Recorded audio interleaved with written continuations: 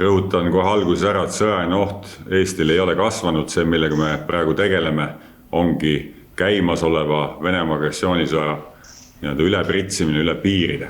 Meile teadaolevalt on Ukraina enda kaitseks käivitanud täiemahulise rünnakuoperatsiooni Leningradi oblasti piirkonnas ja avalikele allikadel tuginedes teame ka seda, et pihta on saanud Ust-Luga sadam. Ust-Luga sadam on venelaste jaoks kriitiline taristu, mistõttu on ukrainlased rünnakuid seal suurendanud. Venelased on omakorda suurendanud õhutõrjet. Sisekaitseakadeemia kaugseire ekspert Andrus Padar teeb puust ja punaseks, miks Eesti geograafilise asukoha tõttu on tõenäoline, et lähiajal eksib meie õhuruumi veel ründedroone. Nüüd, kui see Vene pool püüab ennast kaitsta, kasutades kõikvõimalikke õhutõrjevahendeid, sealhulgas elektroonilisi, ja üks nendest on satelliitnavigatsiooni ehk GPS-i petmine, siis selle droonile, mis hakkab jõudma juba objektile lähemale, valetatakse, et ta tegelikult asub siin. Võib-olla isegi siin, natuke eespool. Ja mida teeb selle peale droon? Ta korrigeerib oma kurssi, et püüdes ikkagi tabada sihtmärki selle korrigeerimise käigus, püüab ta siis minna õigetele koordinaatidele, aga nii võib sattuda hoopis meie territooriumile ja tabada hoopis mõnda meie objekti. Selleks, et olla oma ülesande kõrgusel, on Kaitsevägi käivitanud juba sellest samast olukorra hinnangust tulenevalt täiendavad meetmed, mis tähendavad ka seda, et meie teatud üksused on väljaspool oma rahuaja alalist paiknemiskohti ja viivad läbi siis tuvastus ja vajaduse kaitseülesannet just nimelt selliste ohtude vastu, mida me hetkel oleme näinud. Kaitseväe juhataja ütles eile, et see, et Venemaalt pärit droon tabas just meie Auvere korstent, on Murphy seadus. Drooni ekspertide sõnul on aga nii täpne tabamus kahtlane ning tegelikult on võimalik venelastel Ukrainast pärit droone ümber suunata täpselt sinna, kuhu parasjagu vaja. Seesama GPS segamine saab kahel moel toimetada. Üks on siis see, et droon lihtsalt ei tea, kus kohast on. Teine kavalam meetod on eksitamine, kus tal antakse enda valed koordinaadid. Ja kui seda piisavalt targalt teha, siis peaks tõepoolest olema võimalik suunata. On just öelda, kas täpselt korstna pihta, aga jällegi päris võimatu ei ole. Aga näiteks võimalik, et võib-olla mõnindast droonidest kukkus alla ja venelased panid sinna sisse oma juhtimistarkvara ja lennutasid selle siis meelega kohal, et see on võib-olla isegi loogilisem. Auvere elektrijaam on osa meie varustuskindlusest. Seega kogemata korstna pihta lendav droon kõlab täpselt midagi, mida Venemaa võiks meie hirmutamiseks korraldada.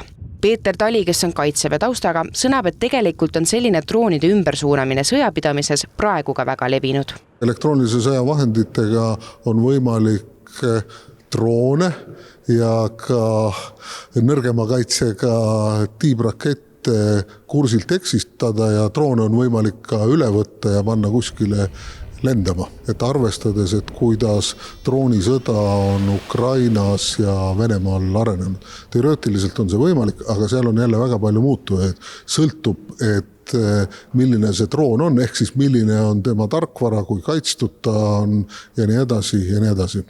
Merilo kinnitab, et meie ohuhinnang ei ole muutunud. Küll aga püsib droonioht, ehk meil kõigil tuleks lendavate objektide suhtes olla tähelepanelik. Eilse drooni intsidendi tõttu tekitavad lendavad objektid meie õhuruumis paratamatult inimestes ärevust. Häirekeskus on juba ka saanud mitmeid teateid selle kohta, kus keegi lennutab lihtsalt tavalist foto- või videodrooni. Kuidas siis aga teha vahet ründedroonil, mis on päriselt ohtlik, ja tavalisel õhusõidukil, mida keegi kasutab lihtsalt omaks lõbuks? Ilmselgelt need, mis Ukrainast saadetakse nüüd Venemaa poole, peavad läbima väga pika vahemaa, et need ei näe päris samasugused välja nagu need igapäeva droonid, millega lennatakse, et kui on 4 tiivikuga või 4 propelleriga, siis pigem on ilmselt mingi muu asi. Ja kui on nüüd tiibadega, siis võib-olla võib natuke rohkem mures olla. Ründedrooni te tunnete ära selle järgi, et kas ta on suur, kiirem, teeb palju häält. Enam-vähem kõik on näinud selliseid multirootorid taevas pinisemas. Sellised droonid ei ole üldjuhul ohtlikud. Et kui te näete, et seal all ripub mingi lisalast, ehk siis, kui ta on ainult droon ise ja kaamera, mida teil on võimalik silmaga näha, võtate binokli appi, siis sellist drooni täna Eestis ei tasuks peljata. Droonipilootidel tasub arvestada, et droonidele kehtestatakse tulenevalt ohust ajutiselt suurem lennukeeluala.